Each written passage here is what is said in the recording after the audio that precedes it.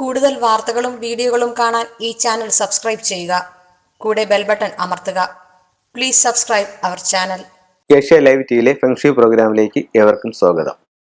ഇന്ന് നമ്മൾ ചർച്ച ചെയ്യുന്നതെന്ന് പറഞ്ഞു കഴിഞ്ഞാൽ ചില വീടുകളിൽ അവർക്ക് എപ്പോഴും ദുഃഖങ്ങളും ദുരിതങ്ങളും സങ്കടങ്ങളും ഒക്കെ ആയിരിക്കും. അപ്പോൾ ചില വീടുകളിൽ അത് ആ കുടുംബത്തിൽ എല്ലാവർക്കും കാണാം. ചില വീടുകളിൽ അത് ഒറ്റപ്പെട്ട സംഭവങ്ങളായിട്ട് ഏതെങ്കിലും ഒരു വ്യക്തിക്ക് മാത്രമായിരിക്കും. അപ്പോൾ ഇങ്ങനെയുള്ള വീട് നമുക്ക് എങ്ങനെ കറക്റ്റ് ചെയ്യാം, അല്ലെങ്കിൽ ഇങ്ങനെയുള്ള വ്യക്തിയെ നമുക്ക് എങ്ങനെ കറക്റ്റ് ചെയ്യാം എന്നുള്ളതാണ് ഇന്ന് ഞാൻ സംസാരിക്കുന്നത്. അതെന്ന് പറഞ്ഞു കഴിഞ്ഞാൽ നമ്മൾ ആദ്യം ആ കുടുംബത്തിലുള്ള എല്ലാവർക്കുമാണെന്നുണ്ടെങ്കിൽ ആ വീടുമായിട്ട് ബന്ധപ്പെട്ടിട്ട് അങ്ങനെ ഒരു എനർജി വരാനായിട്ടുള്ള സാധ്യത വളരെ കൂടുതലാണ്. നെഗറ്റീവ് എനർജി ആയിരിക്കും ആ വീടിന് ചുറ്റും നിറഞ്ഞു നിൽക്കുന്നത്, അല്ലെങ്കിൽ വീടിനകത്ത് മൊത്തം നിറഞ്ഞു നിൽക്കുന്നത്. അങ്ങനെയാണെങ്കിൽ അവർ എന്ത് കാര്യത്തിൽ തൊട്ടാലും പ്രശ്നങ്ങളും വിഷമങ്ങളായിരിക്കും. ഇത് വാസ്തുപരമായിട്ട് നോക്കുകയാണെന്നുണ്ടെങ്കിൽ നമ്മൾ ഇന്ത്യൻ വാസ്തുപ്രകാരം പറയുകയാണെങ്കിൽ സൗത്ത് വെസ്റ്റ് കോർണറിലോ നോർത്ത് ഈസ്റ്റ് കോർണറിലോ ടോയ്ലറ്റ് വന്നു കഴിഞ്ഞാൽ ഇത്തരത്തിൽ, അല്ലെങ്കിൽ കിച്ചൺ പിന്നെ സൗത്ത് വെസ്റ്റ് കോർണറിൽ കിച്ചൺ വന്നു കഴിഞ്ഞാലും ഇത്തരത്തിലുള്ള ഒരു സംഭവം വീട്ടിൽ മൊത്തത്തിൽ വരാനുള്ള സാധ്യത വളരെ കൂടുതലാണ്.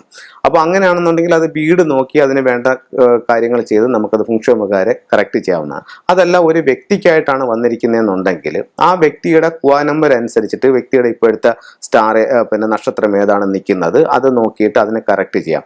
ഇതല്ലാതെ വേറൊരു മെത്തേഡ് ഉള്ളതെന്ന് പറഞ്ഞു കഴിഞ്ഞാൽ ഇപ്പം നമുക്ക് ജ്യോതിഷത്തിൽ കബഡി വാരി വെച്ച് നോക്കുന്ന കണക്ക് തന്നെ ടാറോട്ട് കാർഡ് ഉപയോഗിച്ചിട്ട് നമുക്കൊരു വിഷയത്തെ പറ്റി മനസ്സിലാക്കാനായിട്ട് പറ്റും. ഇപ്പോൾ ഒരാൾ നമ്മുടെ അടുത്ത് വന്നിട്ട് ഇപ്പം എൻ്റെ ഇപ്പോഴത്തെ ഒരു സമയം എന്താണ്, അല്ലെങ്കിൽ എൻ്റെ പിന്നെ ഞാൻ ഇന്നൊരു കാര്യം ചെയ്തു കഴിഞ്ഞാൽ അതുകൊണ്ട് എനിക്ക് വിജയം ഉണ്ടാകുമോ, അല്ലെങ്കിൽ ഒരു കാര്യത്തെ പറ്റി അന്വേഷിക്കുകയാണെന്നുണ്ടെങ്കിൽ നമുക്കിതിൽ ചെയ്യാൻ പറ്റുന്നതാണെങ്കിൽ ടാറോട്ട് എന്ന് പറഞ്ഞിട്ടൊരു കാർഡുണ്ട്. അപ്പോൾ ഈ ടാറോട്ട് കാർഡ് എടുത്ത് വെച്ചിട്ട് നമ്മൾ ഒരു വിഷയത്തെ പറ്റി ചിന്തിച്ചിട്ട് കാർഡ് വെക്കുമ്പം ഇപ്പം നമ്മൾ ജോത്സ്യൻ്റെ അടുത്താണ് പോകുന്നതെന്നുണ്ടെങ്കിൽ അവർ കബഡി വാരി വെച്ചിട്ട് പറയുന്ന കാര്യങ്ങളാണ്. അപ്പോൾ നമുക്ക് അതിനെപ്പറ്റി നമുക്ക് പൂർണ്ണ അറിവില്ല.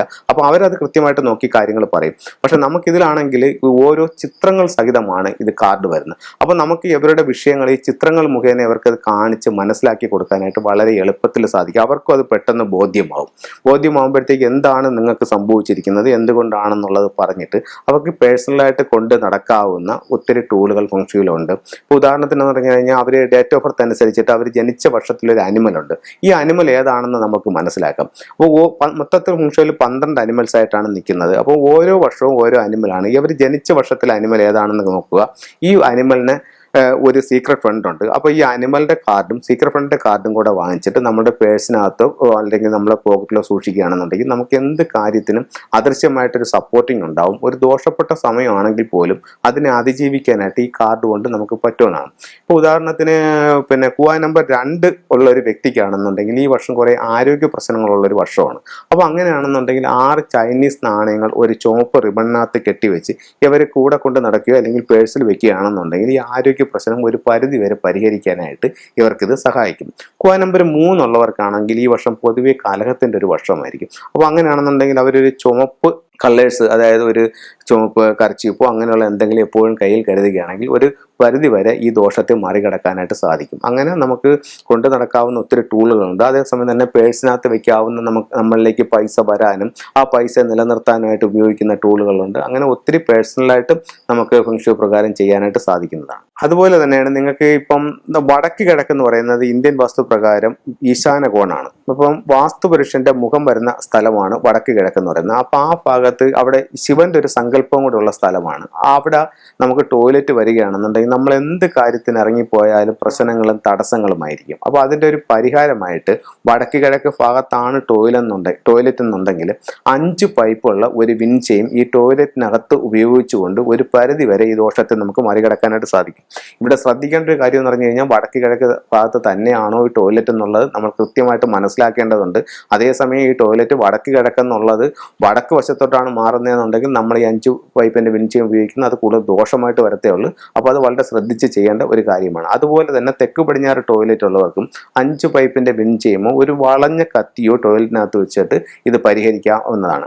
പിന്നെ നെഗറ്റീവ് എനർജികൾ വീട് നിൽക്കുന്നത് അതിനകത്ത് ക്ലസ്റ്റർ ഉപയോഗിച്ചിട്ട് ക്ലസ്റ്റർ നമ്മളെടുത്ത് പ്രോഗ്രാം ചെയ്ത് വെക്കുക. ഇതിനകത്ത് ഈ വീട്ടിലേക്ക് എന്തെങ്കിലും നെഗറ്റീവ് എനർജികൾ വന്നിട്ടുണ്ടെങ്കിൽ അത് പൂർണ്ണമായും വലിച്ചെടുത്ത് ശുദ്ധീകരിച്ച് തരണമെന്ന് നമ്മൾ ക്രിസ്റ്റലിൽ പ്രോഗ്രാം ചെയ്ത് വെക്കുകയാണെന്നുണ്ടെങ്കിൽ ഒരു പരിധി വരെ നെഗറ്റീവ് എനർജികൾ മാറി ഈ വീട്ടിൽ പോസിറ്റീവ് എനർജി വളരാനായിട്ട് നല്ലൊരു ടൂളാണ്. പിന്നെ ഈ ക്ലസ്റ്റർ ഇങ്ങനെയുള്ള സംഭവങ്ങൾ എലമെന്റ് ബേസ് ചെയ്തിട്ടുള്ള ഏത് സംഭവം വെച്ചാലും നമ്മൾ വളരെയധികം ശ്രദ്ധിച്ച് ചെയ്യേണ്ടതാണ്. കാരണം എന്ന് പറഞ്ഞാൽ അവിടെ നിൽക്കുന്ന സ്റ്റാറിനെയും കൂടെ നമ്മൾ കണക്കാക്കേണ്ട ഒരു കാര്യമുണ്ട്. ഇപ്പോൾ കോമൺ ആയിട്ടാണ് നമ്മൾ പറയുന്ന ക്ലസ്റ്റർ വാങ്ങിച്ച് നിങ്ങളവിടെ പ്രോഗ്രാം ചെയ്ത് വെച്ച് കഴിഞ്ഞാൽ നെഗറ്റീവ് എനർജി പോയി അതിനെ വിഘടിപ്പിച്ച് പോസിറ്റീവ് എനർജിയൊക്കെ നമുക്ക് കിട്ടുമെന്നുള്ളത് കോമൺ ആയിട്ട് പറയുന്നതാണ്.